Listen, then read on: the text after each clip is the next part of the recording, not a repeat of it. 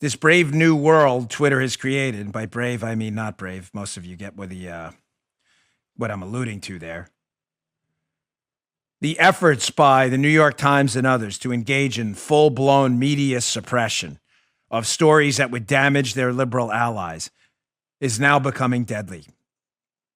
This is costing lives. It's costing elections. As they drowned out the Hunter Biden story before the election, people didn't know about the Biden crime family.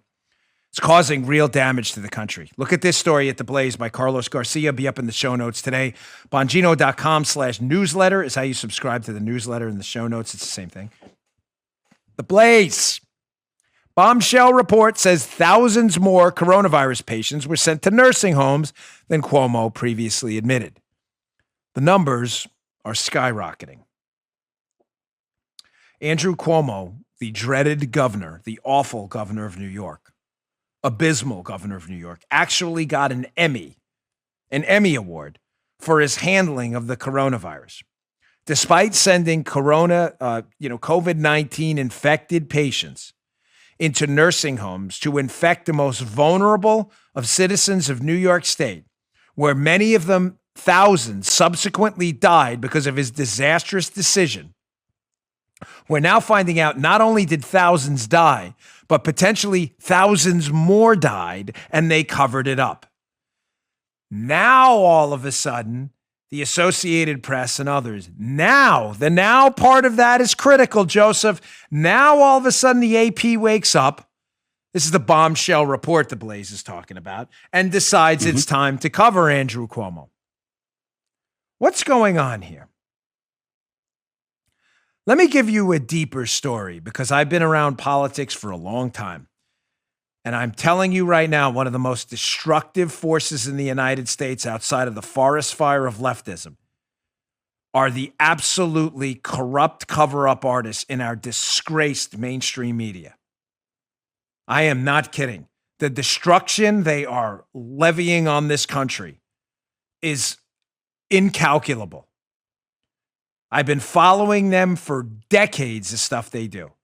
You may ask yourself, why now is the Associated Press and others finally starting to talk about stories that are damaging to the left? They do this all the time. The Lincoln Project. Remember the Lenin Project? I don't even want to get into those losers. I don't want to waste a lot of time. Really, they're not even worth my time. Thank you. Slick Wilson, Sleazy Galen, John Weaver, Steve Schmidt, the sociopath from MSNBC. The group, the anti-Trump alleged Republicans that attacked Trump. All of a sudden, we're finding out that one of their ringleaders is alleged to have had some inappropriate sexual contact with, I don't even want to talk about the Lincoln Project. They're so disgusting. But why all of a sudden are the media talking about them now? Why all of a sudden now are we hearing a little bit more about the Hunter Biden story and the New York Post was unbanned by Twitter? Why now? Why are we hearing from the Associated Press and others now about Andrew Cuomo's disastrous handling of the coronavirus in New York? Because, ladies and gentlemen, the election's over. And the Soviet media did exactly what it was supposed to do.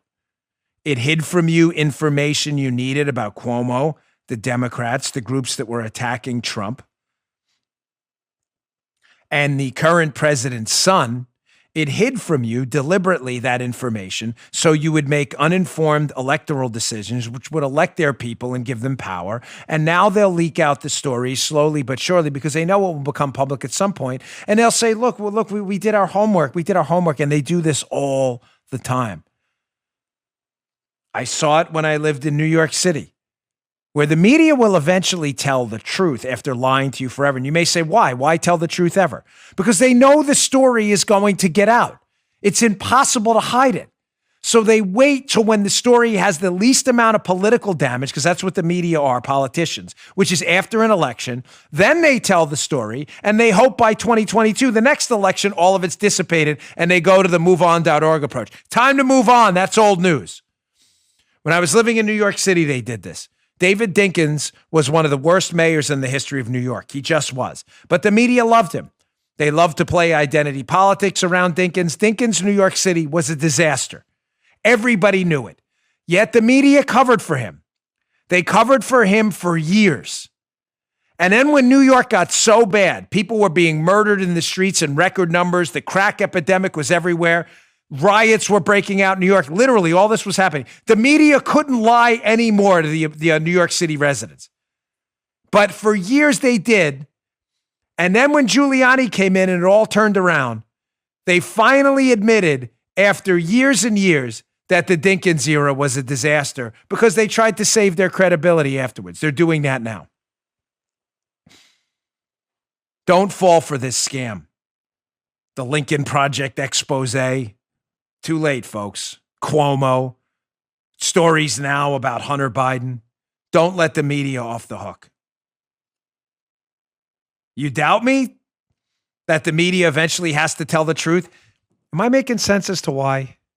They know even the most diehard communist, Soviet hammer and sickle flag wrapped liberals, Joe, sooner or later are going to feel the forest fire of liberalism because it's a cancer on society. So the papers and the newspapers and even the mainstream media outlets have to at some point pick when they're going to acknowledge reality. But the time they pick is when it's the least politically damaging. Is this making sense? Sure. Mm-hmm. Okay, good.